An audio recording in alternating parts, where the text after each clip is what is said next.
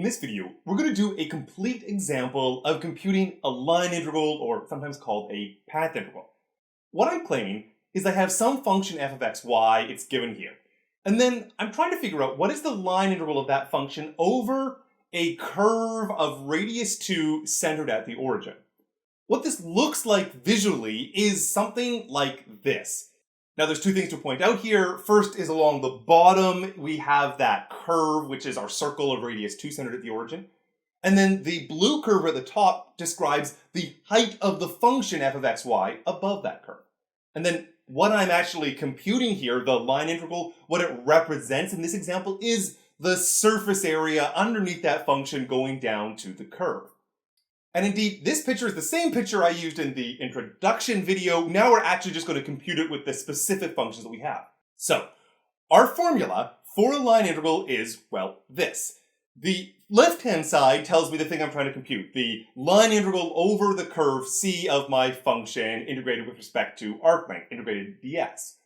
But the way I compute this is the bottom, or the right-hand side, where if I can parameterize my curve and my function in terms of t, then I have this formula to be able to compute it explicitly as just a single variable calculus problem in terms of t.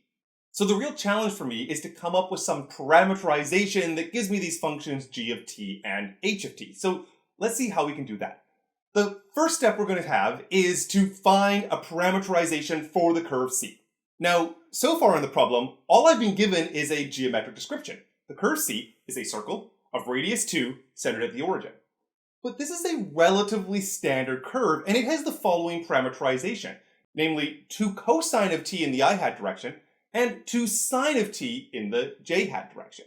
This makes sense that it's a circle because the defining property of a circle is that the radius squared is x squared plus y squared.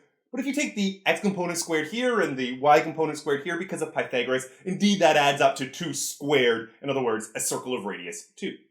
To align with the previous formula, the 2 cosine of t we call g of t, and the 2 sine of t we call h of t. So the x and y components get those names, g of t and y of t respectively. Next up, now the curve does not just have a parameterization like this, it also has to have a domain. So I'm going to specify that this is on the domain 0 to 2 pi. And 0 to 2 pi means it plots out that circle once. If I wanted to say that my path was that I went around the circle twice, maybe I'd go to 0 to 4 pi. But implicit here is that I have just the circle and the entirety of the circle covered exactly once. So 0 to 2 pi is a good domain. Next, I need to talk about the function. So I have that original function f of x, y, but I want to write it in terms of my parameter. I want to replace the x and the y with these functions of t. So I'm going to do that. I'm going to take my x squared plus y squared over 4 plus xy over 2, the function. And everywhere that there was an x, I replaced it with the g of t, the 2 cosine of t. And everywhere there was a y, I replaced it with the h of t, or the 2 sine of t.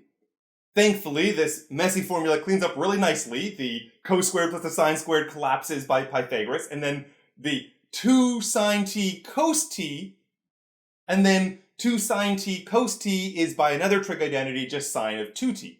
And nevertheless, I get this much nicer function only of t.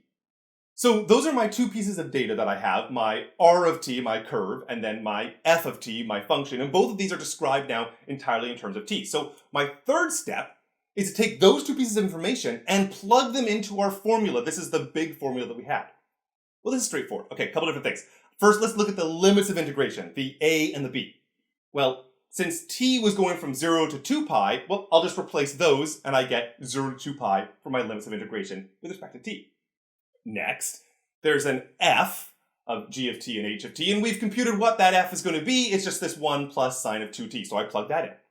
And then finally, underneath the square root, I have my g prime, which is 2 cosine t, and my h prime, which is 2 sine of t. I plug those in as well, and I get this new expression. This is substituting in the functions I have.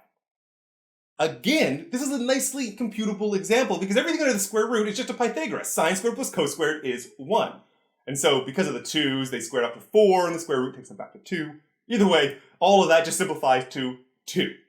And then this is an easy enough integral. If you want to, you can test it out. It is equal to 4 pi. And so my final answer then, if I return back to the original problem, so having this particular line integral, my final answer is that the line integral of this function is just equal to 4 pi.